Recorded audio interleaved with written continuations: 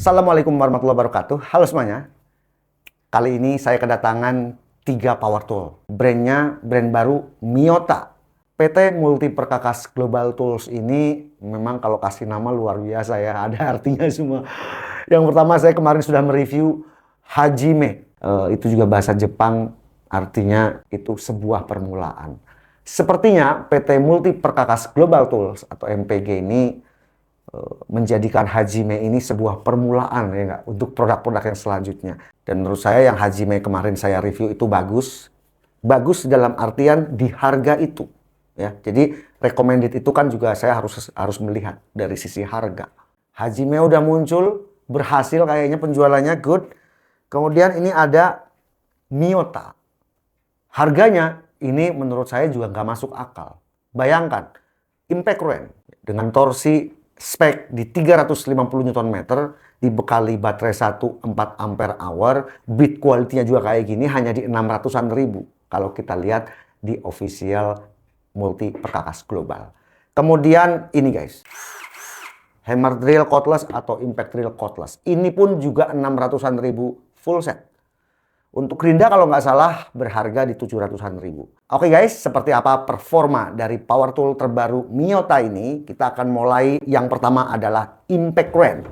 Packagingnya seperti ini, tebel guys. Ya, lumayan loh ini. Di sini kalau menurut spek dengan torsi maksimal di 350 Nm. Ukuran anvilnya di setengah inch dengan RPM 1800 sampai dengan 2450 RPM. Diimport oleh PT Multi Perkakas Global. Kita langsung buka saja. Seperti ini, dalam paketnya kita mendapatkan buku petunjuk, ada juga kartu garansi. Selama 3 bulan pertama gratis suku cadang 1 kali. Kemudian diskon 40% suku cadang selama 2 tahun. Ini juga berlaku untuk 1 kali reparasi. Di sini Anda bisa daftarkan ya kartu garansi Anda, dan di sini adalah ketentuan garansinya. Dalam paketnya kita mendapatkan baterai 4 ampere hour, unit charger. Nah, itu aja guys ya, kita keluarkan dulu. Chargernya outputnya ini di 2 ampere. Sehingga pengecasan 4 ampere kurang lebih 1,5 sampai 2 jam. Ya kalau separuh pemakaian setengah nih, ya kita cas lagi ya nggak sampai 1 jam juga udah penuh guys ya. Jadi seperti ini pengecasannya enak. Ini Miyota 4 ampere. Ini bit quality-nya nih saya suka sekali. Kenapa? Karena dilapis dengan karet ya. Dan ini terlihat tebal. Sama untuk yang gerinda, untuk yang impact drill juga sama. Kita akan bongkar. Ini yang bawaannya dari impact range ya. Mestinya sih ya sama, tapi biar nggak penasaran guys ya. Kita bongkar dulu. Ada thermal protectornya, jadi ini termostat. Nanti akan memutus arus dari sel baterai ke BMS. Sehingga nanti alat ini akan off secara otomatis jika baterainya sudah overheat atau panas. Nanti kita akan coba ya, kita siksa kira-kira lancar apa enggak nih. Kemudian Anda bisa lihat sendiri ya, kualitas dari baterai bawaan dari Miyota ini luar biasa menurut saya. Dengan harga yang masih terjangkau, tapi kalau dilihat BMS-nya aja besar begini. Solid gitu loh ya, bukan BMS. Kalau yang baterai slot LXT yang murah-murah tuh, yang harga 100 ribu, yang harga 150 ribu, itu kan banyak kan BMS-nya kecil. Kadang-kadang MOSFET yang mestinya 4 ampere, malah kadang-kadang MOSFET-nya cuma 2. Tapi ini ada MOSFET-nya aja 4. Ya, sehingga pengaturan misalnya untuk output dari baterai ini akan lebih stabil. Kemudian pengecasannya juga akan lebih safety, ya, nggak bablasan gitu ya, nggak overcharge gitu. Karena fungsi BMS ini kan untuk mengatur guys ya, apabila baterai ini udah penuh, dia akan memutus secara otomatis. Sehingga nanti lampu di indikator ini akan berubah jadi hijau jika penuh. Kemudian fungsi BMS ini juga untuk mengisi dan mengeluarkan voltase ya, atau daya pada sel baterai ini secara bersamaan supaya habisnya bareng atau penuhnya bareng. Untuk kapasitas dari sel baterainya dia hanya tertulis 18650. Ini tipe sel baterai. Ini 2000P. Mungkin 2000P ini adalah 2000 mAh karena ini paralel kali 2 sehingga 4 ampere hour. Bagus sekali baterainya. Kalau kita lihat harganya yang hanya segitu ya. Penampilannya sih ganteng nih guys ya. Bit quality-nya rapi. Miyota ini emboss. Ya. Finishingnya rapi, abu-abu tua. Ukuran anvil di setengah. Triggernya juga smooth. Tidak macet-macet ya. Di sini putaran kiri, putaran kanan. ada variabel speed pada saat kita pengencangan ya. Ini yang low, ini yang high. Untuk membuka ada mode auto shut off. Dia berhenti sendiri walaupun masih menekan trigger. Supaya bautnya nggak jatuh. Dan continuous. Ya, sudah brushless. Ini adalah spesifikasi sama seperti yang saya bacakan. Nih ya, build quality-nya rapi. Sambungan-sambungannya rapi.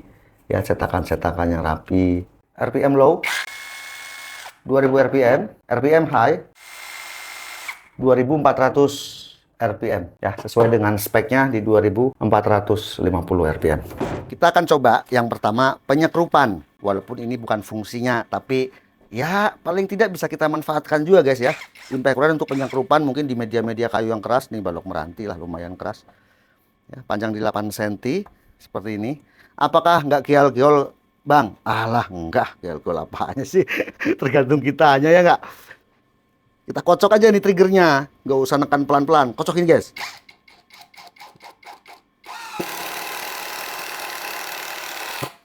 Ini saya menggunakan variabel speed yang high. Nggak ada masalah. Ya. Nggak selip juga kok. Aman. Buktinya nggak jatuh. Ya. Artinya apa? Skrupnya ini nggak selek. Kita juga bisa lepas begini guys. Bisa aja. Mungkin Anda mau gunakan untuk penyekrupan di media-media keras ya. Bisa. Selanjutnya kita akan coba untuk kunci shock yang roofing. Baja ringan seperti ini. Saya masih menggunakan kecepatan yang high, yang paling tinggi. Ini baja ringan saya rangkap itu dengan kayu. Aman. Aman. Aman. Mau rakit-rakit baja ringan masih oke lah ukuran segini ya. Misalnya mau pasang rangka atap yang kayu dengan atap model seng, jadi Anda perlu baut roofing yang lebih panjang. Ini bisa nih ke kayu nih. Mantul.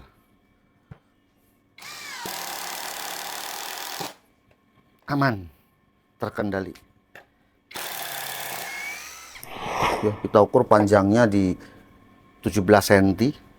Ini menggunakan kunci shock ukuran 14. 1, 2, 3.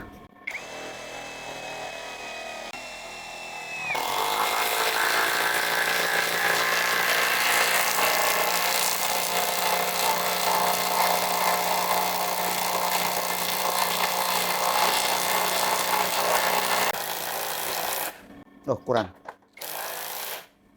Lancar, nggak ada kendala, kita bisa lepas.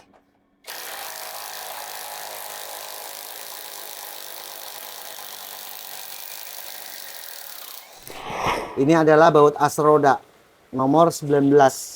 Kita langsung buka guys ya. 1, 2, 3. Gampang guys ya. Sekali genjot doang. Cocok banget nih kalau buat motor, kelas-kelas motor, mobil-mobil passenger ya. Kita pasang kembali. Guys, kita coba buka ya. Ini baut roda mobil penumpang biasa, passenger roda 4. 1, 2, 3. Nah, sebentar guys. Mudah. Pasang kembali. 3 genjotan sebentar-sebentar. Cukup.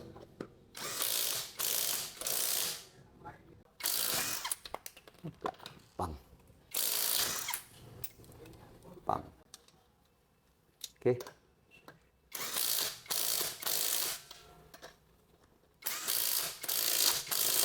Cukup. Jos ya. Untuk mobil, untuk motor masih memadai. Ini saya sudah siapkan ada 4 baut. Kita akan kencangkan nanti di 150 Nm, 250, 350 dan 450 Nm. Ini adalah baut M20 nomor kunci shock di 30. Kita akan coba 150 Nm.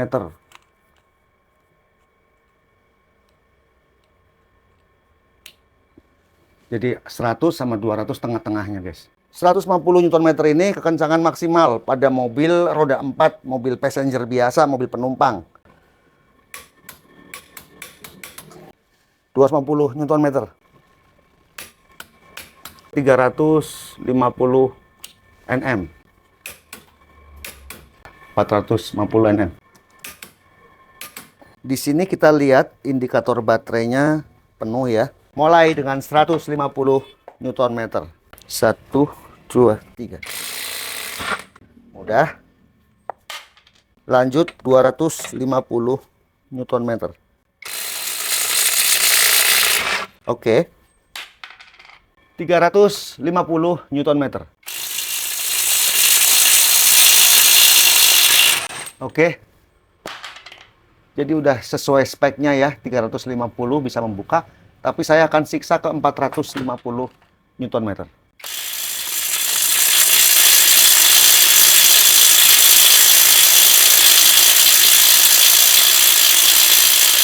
Pas dulu. Sekali lagi.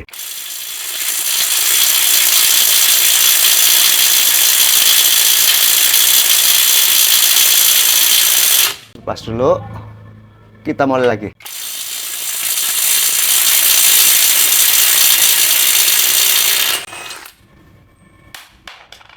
Oke, ya. 3 genjotan kita paksakan M20 di 450 Nm. Sering ya saya mendapatkan pertanyaan, Bang, kalau 450 Nm dikencangkan di M20, jadi nomor kunci shock 30, kencangkan 450. Kemudian kita bandingkan pengencangan 450 di M24, ya, baut yang lebih besar. Kira-kira sama nggak kecepatan dalam membukanya? Nah, ini tentu berbeda. Baut yang lebih besar akan lebih berat juga untuk membukanya, walaupun kita kencangkan sama-sama di 450 misalnya. Jadi kalau ini kita uji di M24 atau di baut yang lebih gede lagi, ya, M30 misalnya, ya tentu nggak akan bisa, nggak akan mampu. Makanya setiap impact courant itu biasanya punya spesifikasi ukuran bolt size-nya. Jadi ukuran baut yang direkomendasikan dari M berapa sampai M berapa.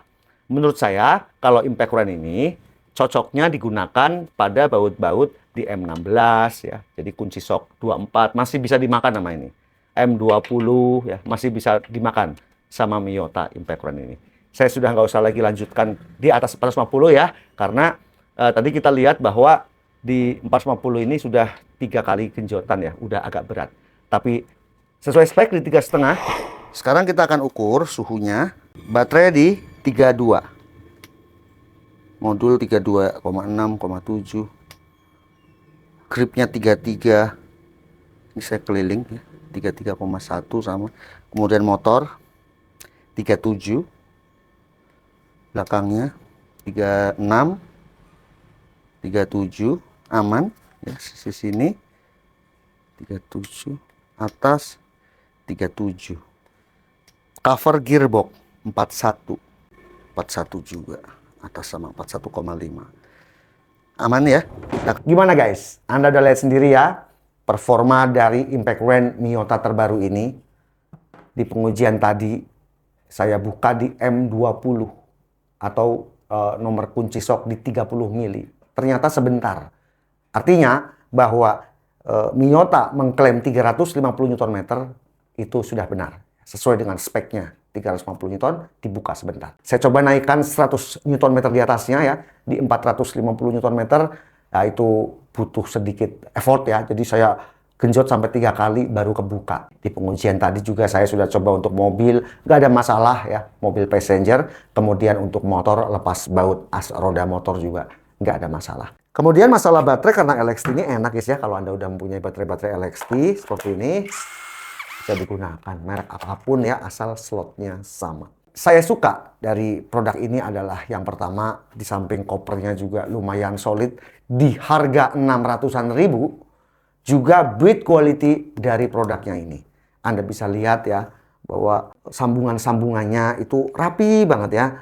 Saya suka nggak percaya dengan harga yang ditawarkan yang hanya di 600-an ribu. Kemudian finishing cat pada cover gearboxnya gitu ya.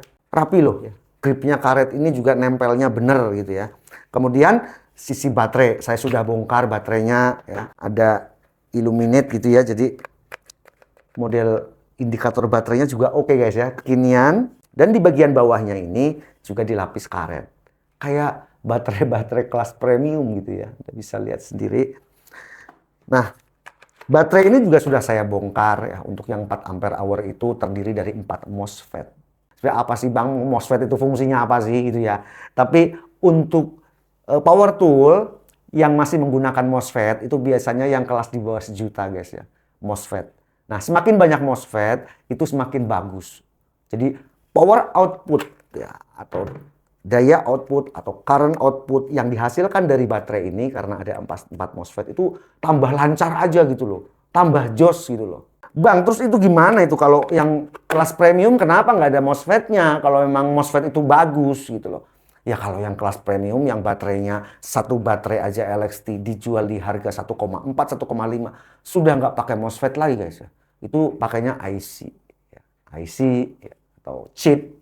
Dan di sana MOSFET-nya sudah tertanam gitu ya. Sehingga ya itu tadi ada harga, ada rupa. Jadi menurut saya di harga 600-an ribu dengan performa yang seperti tadi, bit quality yang seperti ini sangat jos gandos alias istimewa.